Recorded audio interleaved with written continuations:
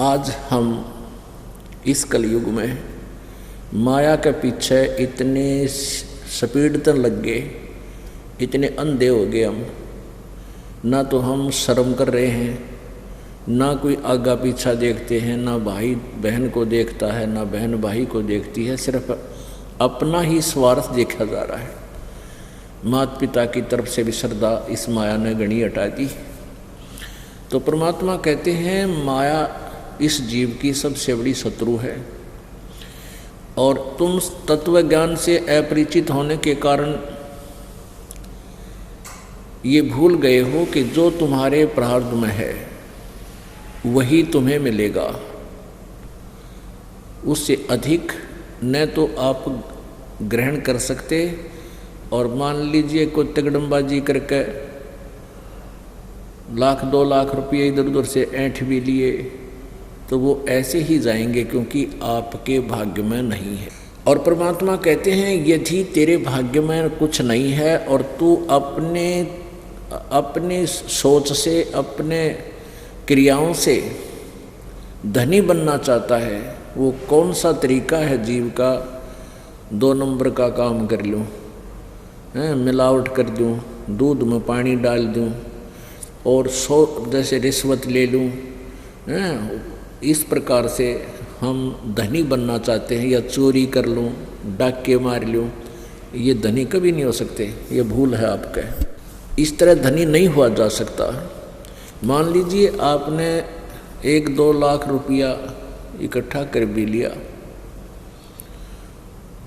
इधर उधर से 2 नंबर 3 नंबर का काम करके, तो फिर क्या होगा कि कोई घर में आनी हो जाएगी, कोई बालक बीमार हो जाएगा या स्वयं को तकलीफ हो जाएगी।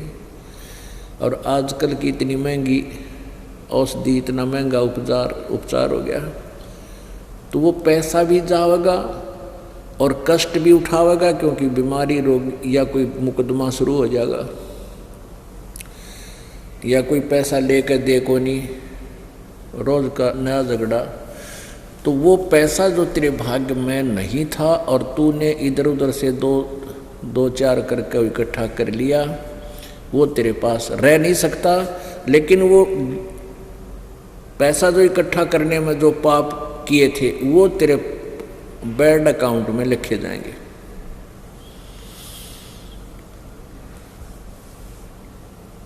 और वो तुझे भोगने पड़ेंगे। जब आपको परमात्मा के इस ज्ञान का निश्चय हो जाएगा, उस समय आप पाप कमाने से डरने लगोगे। वैसे डर नहीं बनता। पुण्यात्माओं, हम इतने दूर हो गए अध्यात्म ज्ञान से। जब भारत आज़ाद हुआ उस समय और उससे पहले भी लोग बहुत नेक थे। राजा लोग भी नेक थे, कर्मचारी अधिकारी भी बहुत ही ईमानदार होते थे। वो रिश्वत नहीं लेते थे, डरते थे भगवान से। एक राजनेता का उदाहरण हम पढ़ा करते थे। पहले ये लाइट वगैरह नहीं थी, दीपक होते थे, और एक राजनेता को ये दीपक यानी जलाने का तेल भी गवर्नमेंट से मिलता था।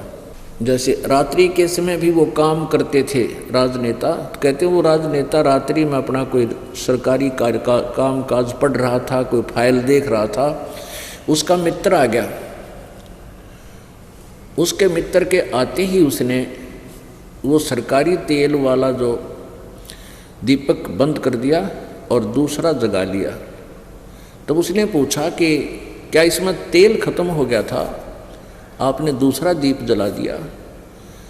उस राजनेता ने कहा कि नहीं, ये सरकारी तेल है। जब तक मैं सरकारी कार्य कर रहा था तो मैंने सरकारी तेल का प्रयोग किया। अब मैं प्राइवेट बात करूँगा तो ये मेरा अपना निजी दीपक है, अपनी जेब से तेल डालता हूँ, अब मैं इसका प्रयोग करूँगा। और अब क्या हो गया, आपके समक्ष है, आग लगी, वो तेरा गजब हो। ऐसा जालिम समय आ गया। राजनेता तो भ्रष्ट होए गए, साथ में ये जज लोग भी जुल्म करने लगे। एक न्यायाधीश जो है परमात्मा का रूप माना जाता है, और ऐसे ही डॉक्टर के बारे में कहा जाता है।